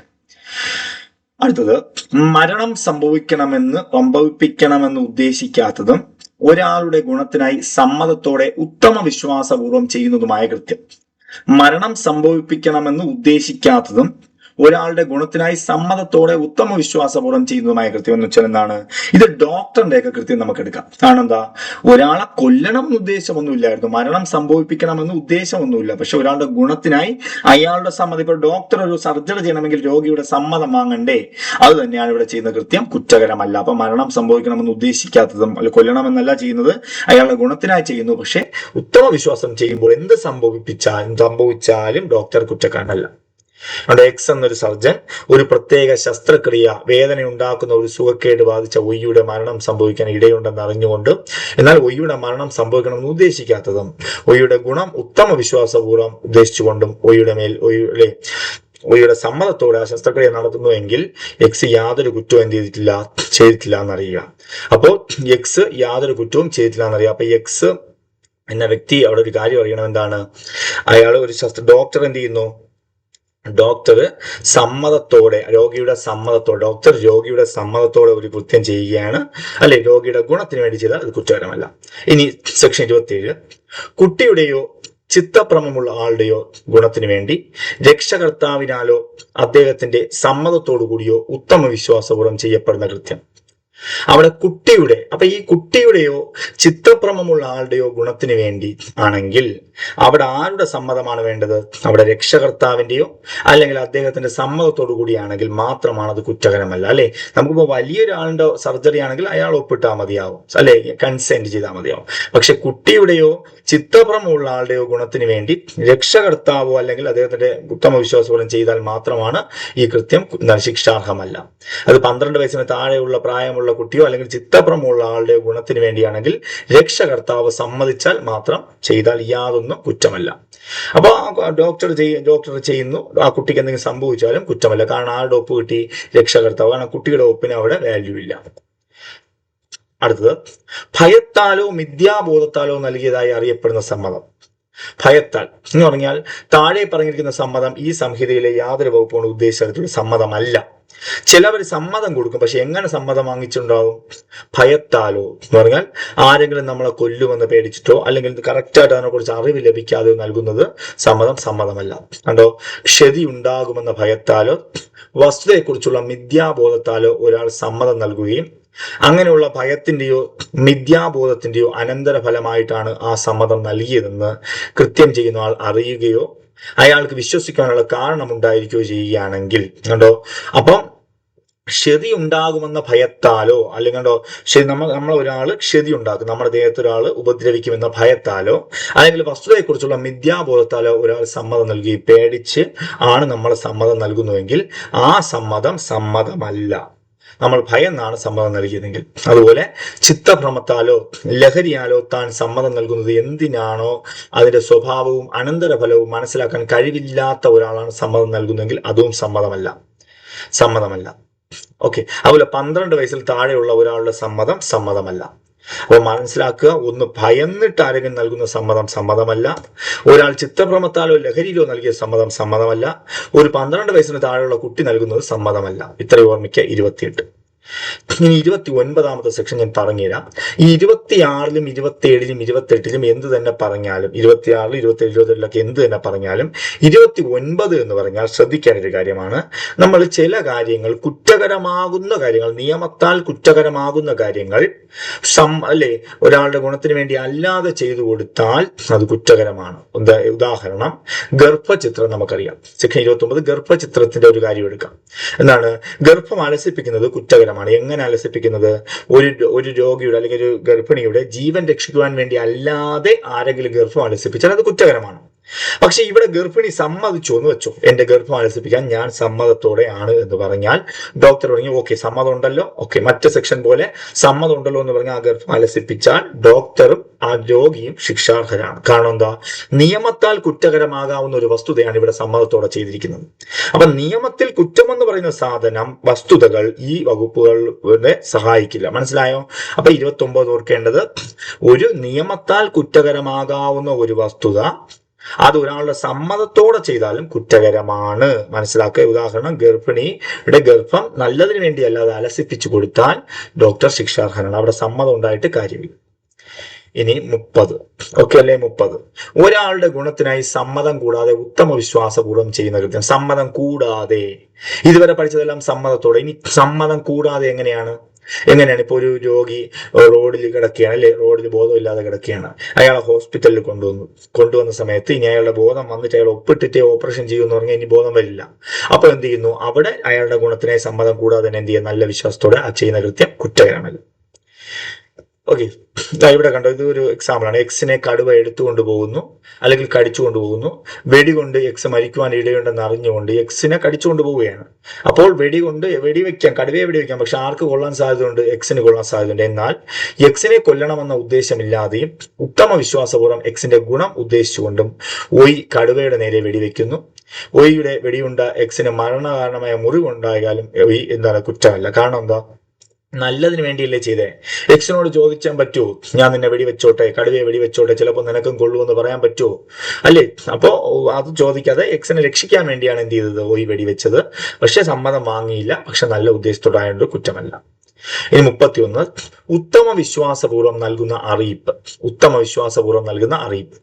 ഉത്തമ വിശ്വാസപൂർവ്വം നൽകുന്ന യാതൊരു അറിയിപ്പും അത് ആർക്കാണോ നൽകുന്നത് അയാളുടെ ഗുണത്തിനാണെങ്കിൽ അയാൾക്കുളവാകുന്ന ഏതെങ്കിലും ഹാനി കാരണം കുറ്റമല്ല. അറിയിപ്പുകൾ എന്തല്ല, കുറ്റമല്ല. ഉദാഹരണം, ചില അറിയിപ്പുകൾ ഒരാൾക്ക് ഇന്നത് സംഭവിച്ചു എന്ന് പറയുമ്പോൾ പെട്ടെന്ന് മറ്റേ ആൾക്ക് ഷോക്ക് വന്ന് എന്തെങ്കിലും സംഭവിക്കാം. അപ്പൊ അവിടെ നോക്കാം, എക്സ് എന്നൊരു സർജൻ ഒരു രോഗിയെ അയാൾക്ക് ജീവിക്കുവാൻ സാധിക്കുന്നതല്ല എന്ന് തന്റെ അഭിപ്രായം ഉത്തമ വിശ്വാസത്തോടെ അറിയിക്കുന്നു. അതായത് നിങ്ങൾക്കൊരു രോഗമുണ്ട്, നിങ്ങൾക്ക് ഇനി അധികം ജീവിക്കാൻ പറ്റില്ല എന്ന് നല്ല വിശ്വാസത്തോടെ എന്ത് ചെയ്യുന്നു, അറിയിക്കുന്നു. ഈ തുടർന്നുണ്ടായ ഷോക്കിന്റെ അനന്തരഫലമായി രോഗി മരിക്കുന്നു. ആ അറിയിപ്പ് രോഗിയുടെ മരണം സംഭവിക്കാൻ ഇടയുണ്ടെന്ന് അറിഞ്ഞിരുന്നുവെങ്കിലും എക്സ് യാതൊരു കുറ്റവും ചെയ്തിട്ടില്ല. കാരണം എന്താ? അയാളുടെ കർത്തവ്യമാണ് ചെയ്തത്. ഡോക്ടറുടെ കർത്തവ്യമാണ് ചെയ്തത്. പക്ഷെ ഉത്തമ വിശ്വാസപൂർവ്വം രോഗി അറിയിച്ചത് കൊണ്ട് തന്നെ അത് കുറ്റമല്ല എന്ന് നിങ്ങൾ അറിയുക. അടുത്തത് 32, ഭീഷണികൾ മൂലം ചെയ്യുവാൻ ഒരാൾ നിർബന്ധിതനാകുന്ന കൃത്യം. ഇപ്പോൾ ഇതിപ്പോ പഠിക്കുന്ന അത്ര എന്താണ്, ശിക്ഷയില്ലാത്ത കാര്യങ്ങളാണ്. അപ്പൊ ഭീഷണികൾ മൂലം എന്ന് പറഞ്ഞാൽ നമ്മളെ ഒരാൾ കൊല്ലും, കൊലപാതകവും സ്റ്റേറ്റിനെതിരായുള്ള മരണശിക്ഷ നൽകാവുന്നതുമായ കുറ്റങ്ങളും ഒഴികെയുള്ള യാതൊന്നും കണ്ടോ. ഇത് രണ്ടും നമ്മൾ ആര് ഭീഷണിപ്പെടുത്താലും ചെയ്യരുത്. കൊലപാതകവും ചെയ്യരുത്, സ്റ്റേറ്റിനെതിരായുള്ള മരണശിക്ഷ ലഭിക്കാവുന്നതുമായ കുറ്റങ്ങളും ചെയ്യരുത്. അതൊഴികെ യാതൊന്നും. അത് ചെയ്യാത്ത പക്ഷം, അയാൾ പറയുന്ന കാര്യം ചെയ്യാത്ത പക്ഷം ഉടനടിയുള്ള തന്റെ മരണമായിരിക്കും അനന്തരഫലം എന്നുള്ള ആശങ്ക അത് ചെയ്യുന്ന സമയത്ത് ന്യായമായി ഉളവാക്കുന്ന ഭീഷണികളാണ്. എന്ന് പറഞ്ഞാൽ ഇവൻ പറയുന്ന കാര്യം ചെയ്തു കൊടുത്തില്ല എങ്കിൽ ഉടനടി നമ്മുടെ മരണമായിരിക്കും അനന്തരഫലം എന്ന് തോന്നുന്നുവെങ്കിൽ നമ്മൾ ചെയ്യുന്നത് കുറ്റമല്ല. മനസ്സിലായോ? ഒരാൾ കത്തി കാണിച്ചിട്ട് പറയാണ്, പെട്ടെന്ന് നീ ആ മോഷണം നടത്തണം, ഇല്ലെങ്കിൽ നിന്നെ ഞാൻ കൊല്ലും എന്ന് പറയുമ്പോൾ ഉറപ്പായിട്ട് നമ്മളെ കൊല്ലുമെന്ന് ഉറപ്പുണ്ടെങ്കിൽ നമുക്കത് ചെയ്യാം. അപ്പോൾ കുറ്റമല്ല. പക്ഷേ നമ്മൾ ആരെയും കൊല്ലാൻ പാടില്ല. നമ്മൾ സ്റ്റേറ്റിനെതിരായുള്ള മരണശിക്ഷയും ആരെന്ത് നമ്മളോട് ചെയ്യുമെന്ന് പറഞ്ഞാലും ചെയ്യാൻ പാടില്ല. ഇതാണ് ഇവിടെ പറയുന്നത്. ഓക്കെ ആണോ? അടുത്ത സെക്ഷനിലേക്ക് പോകാം. എന്നാൽ അതിന് കൃത്യം ചെയ്യുന്ന ആൾ സ്വമേധയാ അല്ലെങ്കിൽ ഉടനടിയുള്ള മരണത്തിൽ കുറവായ ഹാനി തനിക്ക് ഉളവാകുന്ന ന്യായമായ ആശങ്കയാൽ തന്നെ അങ്ങനെയുള്ള നിർബന്ധത്തിന് വിധേയനാക്കിയ സ്ഥിതിവിശുദ്ധാൽ സ്വയം ആയിരിക്കരുത് എന്ന് പറഞ്ഞാൽ എന്താണ്? ഇതൊന്നും വേണ്ട, നമ്മൾ ഇത് കൺഫ്യൂഷൻ ആവും. ഇത് മതി, ഇത് ഇത്രയും മതി. ഇനി 33, തുച്ഛമായ ഹാനി ഉളവാക്കുന്ന കൃത്യം എന്ന് പറഞ്ഞാൽ trifles act causing slight Ham. അതായത് യാതൊന്നും അത് ഏതെങ്കിലും ഹാനി ഉളവാക്കുന്നുവെന്നോ ഉളവാക്കാൻ ഉദ്ദേശിക്കപ്പെട്ടതാണെന്നോ ഉളവാക്കാൻ ഇടയുണ്ടെന്ന് അറിയപ്പെടുന്നതോ ഉള്ള കാരണത്താൽ ആ ഹാനി സാധാരണമായ വകതിരിവും പ്രകൃതവുമുള്ള യാതൊരാളും അതിനെപ്പറ്റി പരാതിപ്പെടാത്ത വിധം അത്ര തുച്ഛമാണെങ്കിൽ. അപ്പൊ നമ്മൾ നടന്നു പോകുമ്പോൾ ജസ്റ്റ് വേറൊരാളുടെ തോളിൽ നിന്ന് തട്ടി, അപ്പൊ നമ്മൾ സോറി പറഞ്ഞപ്പോൾ അയാൾ പറഞ്ഞ സോറി കൊണ്ട് പോരാ, ഞാനിത് എന്ത് ചെയ്യുന്നു, കേസാക്കുന്നു. സോറി പോരാ, ഞാനിത് കേസാക്കുന്നു എന്ന് പറഞ്ഞാൽ അത്രയും ചെറിയൊരു കുറ്റത്തിന് അയാൾ പരാതി കൊടുത്താൽ അയാൾക്ക് ശിക്ഷ കിട്ടില്ല. മനസ്സിലായോ? നമ്മൾ അറിയാതെ ചെയ്തില്ല, ഇത് വളരെ തുച്ഛമായ ഹാനിയല്ലേ. നോർമൽ ആയിട്ടുള്ള ഒരു വ്യക്തി എന്ത് ചെയ്യില്ല, പരാതിപ്പെടില്ല, അതൊന്നും കുറ്റകരം. അപ്പൊ ഇതുവരെ പഠിച്ചതൊക്കെ വളരെ ഇമ്പോർട്ടന്റ് ആയ സെക്ഷനാണ്. 14 മുതൽ 33 വരെയുള്ള സെക്ഷൻ. 14 മുതൽ 33 വരെയുള്ള സെക്ഷൻ. ഇനി നമ്മൾ പഠിക്കുന്നത് 34, ഏറ്റവും ഇമ്പോർട്ടന്റ് ആയ പോർഷനാണ് സ്വയരക്ഷാവകാശം. നമ്മൾ എപ്പോഴാണ് സ്വയരക്ഷാവകാശം പ്രയോഗിക്കുന്നത്? സ്വയരക്ഷാവകാശം പ്രയോഗിക്കുന്നത് 34ാമത്തെ സെക്ഷനിലാണ് പറഞ്ഞത്. എപ്പോഴാണ്? അതായത് നമ്മൾ സ്വയരക്ഷാവകാശത്തിന്റെ പ്രയോഗത്തിൽ ചെയ്യുന്നത് ഒന്നും കുറ്റമല്ല. കാരണം എന്താ? സ്വയരക്ഷയുമായി ബന്ധപ്പെട്ട് നമ്മളെ ഒരാൾ കൊല്ലാൻ വരുമെന്ന് ഭയമെന്നുണ്ടെങ്കിൽ അല്ലെ, നമുക്ക് അയാൾക്കെതിരെ സ്വയരക്ഷാവകാശം പ്രയോഗിക്കാം. അതൊന്നും കുറ്റമല്ല. അതാണ് 34-ൽ. ഈ സ്വയരക്ഷാവകാശം പ്രധാനമായും 2 വിധത്തിലുണ്ട്. ശരീരത്തെയും വസ്തുവിനെയും കുറിച്ചുള്ള സ്വയരക്ഷാവകാശം. അപ്പം സ്വയരക്ഷാവകാശം എത്ര വിധമാണ്? 2 വിധമാണ്. ശരീരത്തെയും വസ്തുവിനെയും കുറിച്ചുള്ള സ്വയരക്ഷാവകാശം എന്തൊക്കെയാണ്? നമ്മുടെ മനുഷ്യ ശരീരത്തെ ബാധിക്കുന്ന ഏതെങ്കിലും കുറ്റത്തിനെതിരായി നമ്മുടെ ശരീരമോ അല്ലെങ്കിൽ നമുക്ക് വേണ്ടപ്പെട്ട മറ്റാരുടെയെങ്കിലും ശരീരമോ നമുക്ക് എന്ത് ചെയ്യാം? നമുക്ക് സ്വയരക്ഷാവകാശം ചെയ്ത് രക്ഷപ്പെടുത്താം. ഒരാൾ കൊല്ലാൻ വന്നോ അല്ലെങ്കിൽ നമ്മുടെ കൂടെ ഉള്ള ഒരാൾ ഉപദ്രവിക്കാൻ വന്നാൽ നമുക്ക് സ്വയരക്ഷാവകാശം ചെയ്ത് രക്ഷപ്പെടുത്താം. രണ്ട്, വസ്തു സംബന്ധിച്ച സ്വയരക്ഷാവകാശം. എങ്ങനെയൊക്കെ? മോഷണം, കവർച്ച, ദ്രോഹം, കയ്യേറ്റം, വസ്തു കയ്യേറ്റം, അല്ലെ, ഇങ്ങനെയുള്ള കുറ്റകൃത്യം ചെയ്യാൻ നമുക്കിടയിൽ, അല്ലെ, നമ്മുടെ നേരെ ഒരാൾ വരികയാണെങ്കിൽ നമുക്ക് അയാൾക്കെതിരെ എന്ത് ചെയ്യാം? സ്വയരക്ഷാവകാശം പ്രയോഗിക്കാം. അപ്പോൾ ശരീരത്തിനെതിരെ, വസ്തുവിനെതിരെ. ഇനി താഴെ ഒരു വരി എഴുതിക്കുന്നുണ്ടോ? 37ാമത്തെ വകുപ്പില് 37 എന്നൊരു പോയിന്റ് താഴത്തെ 3ാമത്തെ വരി, മുകളിലത്തെ താഴെ നിന്ന് 3ാമത്തെ വരിയില് 37ാം വകുപ്പിൽ അടങ്ങിയ നിയന്ത്രണങ്ങൾക്ക് വിധേയമായെന്ന് പറഞ്ഞാൽ ഈ 37ാം വകുപ്പാണ് എപ്പോഴൊക്കെ സ്വയരക്ഷാവകാശം ഇല്ല, നമുക്ക് എപ്പോഴൊക്കെ സ്വയരക്ഷാവകാശം പ്രയോഗിക്കാൻ പാടില്ല എന്ന് പറയുന്നത് 37ാം വകുപ്പിലാണ്. അത് നമുക്ക് പഠിക്കാം. ഓക്കെ. 36, ചിത്തഭ്രമമുള്ളവന്റെയും മറ്റും കൃത്യത്തിനെതിരായി സ്വയരക്ഷാവകാശം. ചിത്തഭ്രമമുള്ളവന്റെയും മറ്റും കൃത്യത്തിനെതിരായുള്ള സ്വയരക്ഷാവകാശം എങ്ങനെ? കൃത്യം ചെയ്യുന്ന ആളുടെ ബാല്യമോ ധാരണാശക്തിയുടെ പക്വതയുടെ, അല്ലെ, അഭാവമോ, അതായത് വേറെ ഒന്നുമില്ല, ഇത്രയേ ഉള്ളൂ. ഒരു ചിത്തഭ്രമമുള്ള വ്യക്തി നമ്മളെ കൊല്ലാൻ വന്നു, അയാൾക്കൊരു കുറ്റവും ഇല്ല, അയാൾ ചെയ്തൊന്നും കുറ്റമല്ല, കാണാൻ നോർമൽ അല്ല, അല്ലെ, അയാൾക്കെതിരെ നമുക്ക് സ്വയരക്ഷാവകാശം പ്രയോഗിക്കാമോ? പ്രയോഗിച്ചുകൂടിയോ? പ്രയോഗിക്കാം. അപ്പോൾ ചിത്തഭ്രമമുള്ള വ്യക്തിക്കെതിരെയും നമുക്ക് എന്ത് പ്രയോഗിക്കാം? സ്വയരക്ഷാവകാശം പ്രയോഗിക്കാം എന്നുള്ള കാര്യം നമ്മൾ അറിയുക. ക്ലിയർ ആണോ? ചിത്തഭ്രമമുള്ള വ്യക്തിക്കെതിരെ നമുക്ക് എന്ത് ചെയ്യാം? സ്വയരക്ഷാവകാശം പ്രയോഗിക്കാം എന്നുള്ള കാര്യം അറിയുക. ക്ലിയർ ആണോ? ക്ലിയർ ആണോ? ക്ലിയർ ആണോ? ക്ലിയർ. ഓക്കെ. ഇനി ഇതാണ്ടോ, ചിത്തഭ്രമമുള്ള എക്സ് ഒയ്യെ കൊല്ലാൻ ശ്രമിക്കുന്നു. എക്സ് യാതൊരു കുറ്റത്തിനും അപരാധിയല്ല. കാരണം എന്താ? ചിത്തഭ്രമമാണ് അയാൾ. പക്ഷെ നമുക്ക് എന്ത് ചെയ്യുന്നു? എക്സിന് അപരാധിയല്ല, എക്സിന് ചിത്തഭ്രമമുണ്ട്. പക്ഷേ എന്നാൽ ഒയ്ക്ക് എക്സിന്റെ ബുദ്ധിക്ക് സ്ഥിരതയുണ്ടായിരുന്നുവെങ്കിൽ തനിക്ക് ഉണ്ടാകുമായിരുന്ന സ്വയരക്ഷാവകാശം തന്നെ ഇവിടെ ഉണ്ടായിരിക്കും. അപ്പൊ എക്സ് നമുക്കെതിരെ വരുന്ന ആള് നോർമലാണ് എന്നുള്ള ചിന്താഗതിയിൽ തന്നെ നമ്മൾ നിൽക്കുക. നമുക്കെതിരെ വരുന്ന ആള് നോർമലാണ് എന്ന ചിന്താഗതിയിൽ തന്നെ നമ്മൾ നിൽക്കുക. ഇനി 37, ഏത് കൃത്യങ്ങൾക്കെതിരായിട്ടാണോ സ്വരക്ഷാവകാശം ഇല്ലാത്തത്? ശ്രദ്ധിച്ച് പഠിക്കുക. അപ്പോൾ നമ്മൾ സ്വയരക്ഷാവകാശം പഠിച്ചു എങ്ങനെയാണ്? നമുക്കെതിരെ ഒരാൾ ഉപദ്രവിക്കാൻ വന്നാൽ നമുക്ക് എന്ത് ചെയ്യാം? സ്വയരക്ഷാവകാശം പ്രയോഗിക്കാം. പക്ഷേ ഏത് കൃത്യങ്ങൾക്കെതിരായിട്ടാണ് സ്വയരക്ഷാവകാശം ഇല്ലാത്തതെന്ന് ചോദിച്ചാൽ താഴെ പറയുന്ന കാര്യങ്ങൾക്ക് സ്വയരക്ഷാവകാശം ഇല്ല. ഏതാ? ഒന്ന്, മരണമോ കഠിനമായ ദേഹോപദ്രവമോ ഉണ്ടാകുമെന്ന ആശങ്ക ന്യായമായി ഉളവാക്കാത്ത ഒരു കൃത്യം ഒരു പബ്ലിക് സർവന്റ് തന്റെ ഔദ്യോഗിക നിലയിലാണെന്ന് തോന്നിക്കുന്ന വിധത്തിൽ ഉത്തമ വിശ്വാസപൂർവ്വം പ്രവർത്തിക്കുമ്പോൾ ചെയ്യുകയോ ചെയ്യാൻ ശ്രമിക്കുകയോ ചെയ്താണെങ്കിൽ അതിനെതിരായി എന്ത് ചെയ്യാൻ പറ്റില്ല? അവിടെ എന്ത് ചെയ്യാൻ പറ്റില്ല? സ്വയരക്ഷാവകാശം പ്രയോഗിക്കാൻ പറ്റില്ല. അപ്പോൾ ഒരു പബ്ലിക് സർവന്റ് അയാളുടെ ഡ്യൂട്ടി ഉത്തമ വിശ്വാസപൂർവ്വം ചെയ്യാൻ വരികയാണ്. ഒരു പോലീസോ മറ്റൊരാളെ അറസ്റ്റ് ചെയ്യാൻ വരുമ്പോൾ അയാളെ കൊല്ലുകയോ മറ്റൊന്നോ ചെയ്യരുത്, അയാളെ ഉപദ്രവിക്കാൻ പോകരുതെന്നാണ്. കാരണം അയാളുടെ ഡ്യൂട്ടിയാണ് ചെയ്യുന്നത് അയാൾ. അടുത്തത്, മരണമോ കഠിനമായ ദേഹോപദ്രവം, സെയിം സെന്റൻസ്, പക്ഷെ ഇവിടെ ഒറ്റ വാക്കേ ഉള്ളൂ, നിർദ്ദേശപ്രകാരം എന്നൊരു വാക്കുണ്ട്. മറ്റ് എയും ബിയും ആയിട്ടുള്ള വ്യത്യാസം എന്ന് പറഞ്ഞാൽ എയിൽ ഒരു പബ്ലിക് സർവന്റ് ചെയ്യുന്നു, ബി എന്ന് പറഞ്ഞാൽ പബ്ലിക് സർവന്റ് നിർദ്ദേശത്താൽ മറ്റൊരാളോ ചെയ്യുന്നു. ഇതിനെതിരെ നമുക്ക് എന്ത് പ്രയോഗിക്കരുത്? സ്വയരക്ഷാവകാശം പ്രയോഗിക്കരുത്. 3, പൊതു അധികാര സ്ഥാനങ്ങളെ രക്ഷണത്തിന് വേണ്ടി സമീപിക്കുവാൻ സമയമുള്ള സംഗതികളിൽ എന്ന് പറഞ്ഞാൽ പോലീസിനെയോ അല്ലെങ്കിൽ മറ്റാരെയെങ്കിലോ സംരക്ഷണത്തിന് വേണ്ടി സമീപിക്കുവാൻ സമയമുള്ള, നമ്മളെ പോലീസ് നമ്മുടെ മുമ്പിൽ നിൽക്കുകയാണ്, അല്ലെങ്കിൽ കോടതിയിലാണ് നമ്മൾ നിൽക്കുന്നത്, ആ സമയത്ത് നമ്മൾ അവിടെ സ്വയരക്ഷാവകാശം പ്രയോഗിക്കുവാൻ പാടില്ല. കാരണം എന്താ? നമ്മളെ രക്ഷിക്കാൻ ആളുണ്ട്. അപ്പൊ നമ്മൾ അവരോട് പറയാതെ നമ്മൾ സ്വയരക്ഷാവകാശം പ്രയോഗിക്കാൻ പാടില്ല. അപ്പൊ ഈ 3 കാര്യങ്ങൾക്കെതിരെ സ്വയരക്ഷാവകാശം പാടില്ല.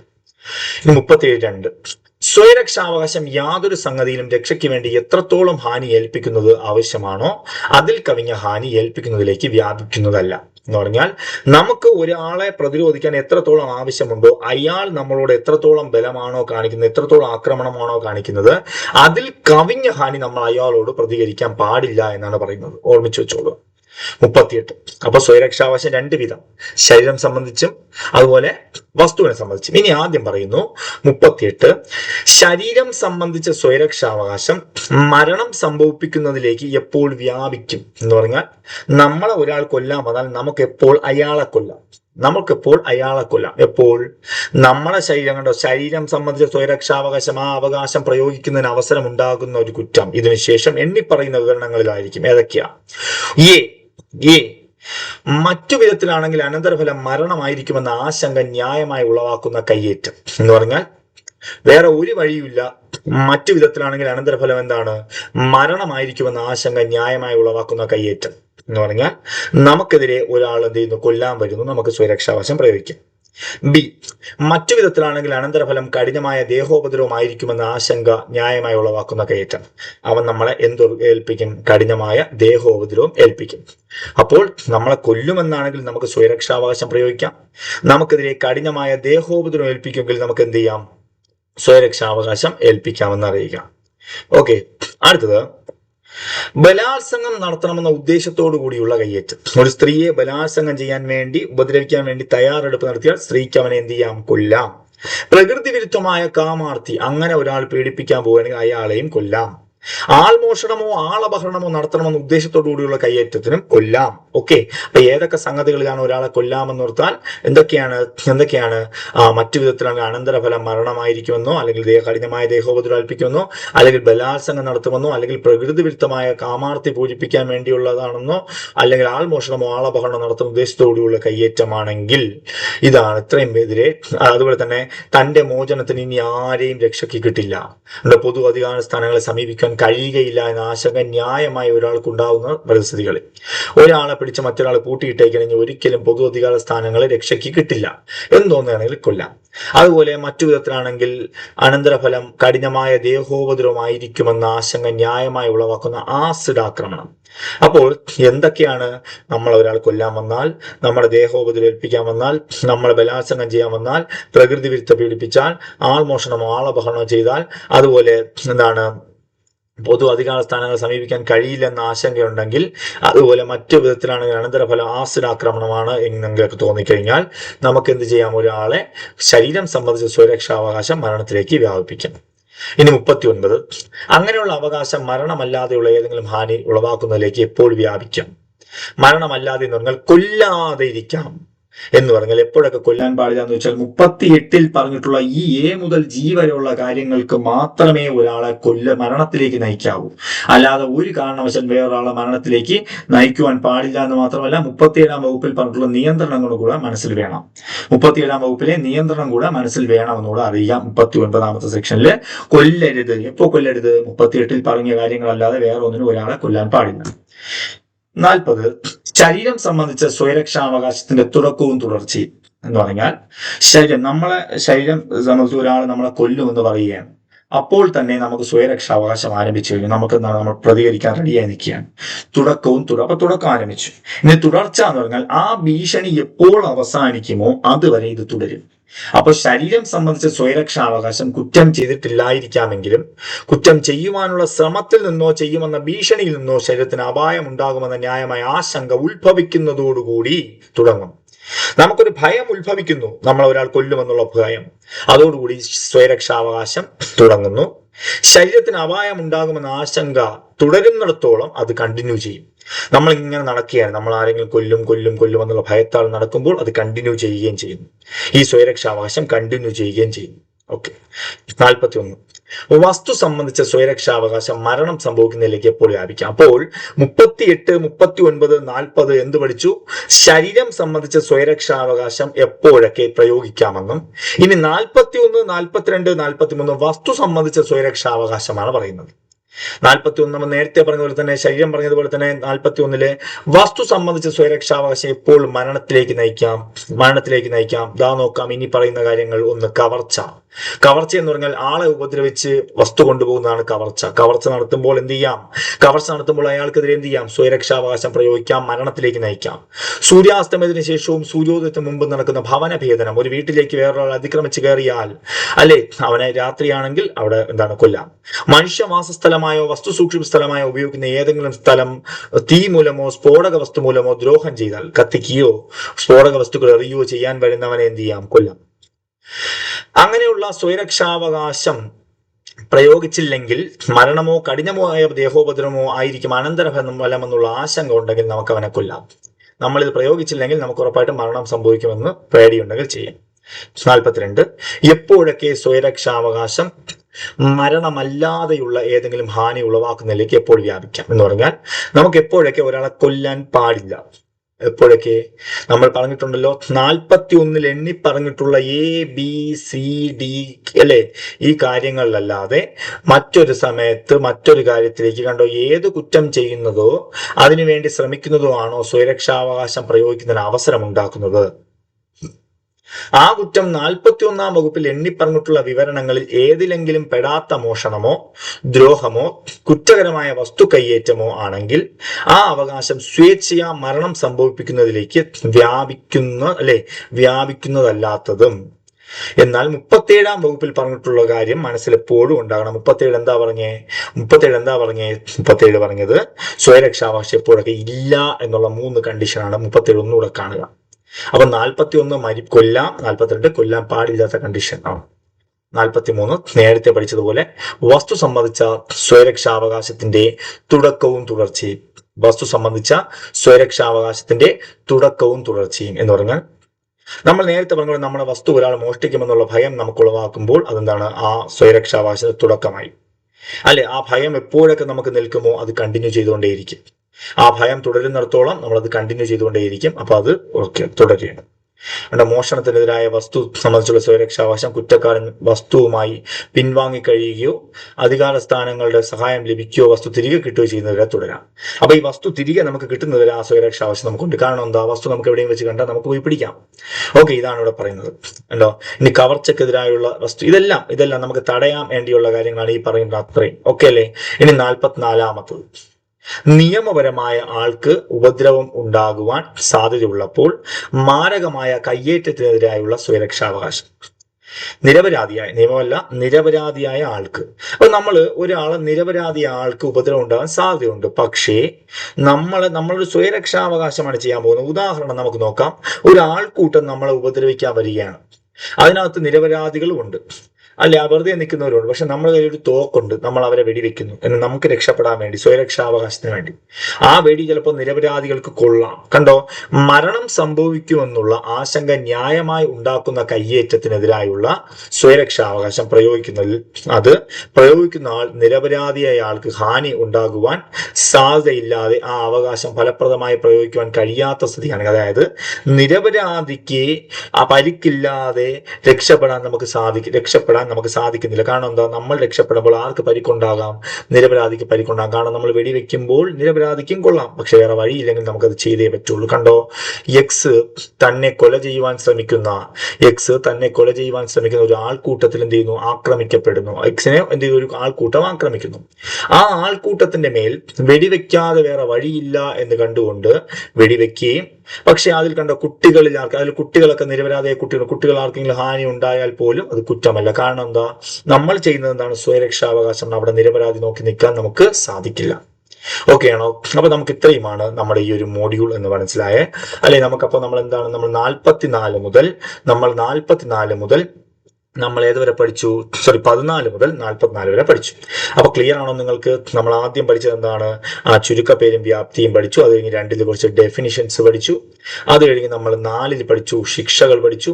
അത് കഴിഞ്ഞ് 11 12 ഏകാന്ത തടവ് പഠിച്ചു. അതുപോലെ 14 മുതൽ 44 വരെ ശിക്ഷയില്ലാത്ത കാര്യം പഠിച്ചു. അതിൽ ഏറ്റവും പ്രധാനപ്പെട്ട കാര്യം സ്വയരക്ഷാവകാശം നമ്മൾ പഠിച്ചു. നന്നായിട്ട് മനസ്സിലാക്കുക. നമ്മൾ ഇനിയും ക്വസ്റ്റ്യൻസുമായിട്ട് നിങ്ങളുടെ മുമ്പിൽ വീണ്ടും എത്തും. ഓക്കെ, തൽക്കാലം ഞാൻ വൈൻഡപ്പ് ചെയ്യാണ്. ഓക്കെ, നിങ്ങൾക്ക് നന്നായിട്ട് മനസ്സിലായെന്ന് വിശ്വസിക്കുന്നു. ഓക്കെ അല്ലേ? Okay, thank you. നിങ്ങളുടെ അഭിപ്രായങ്ങളൊക്കെ അറിയിക്കണം. ഓക്കെ അല്ലേ? Thank you.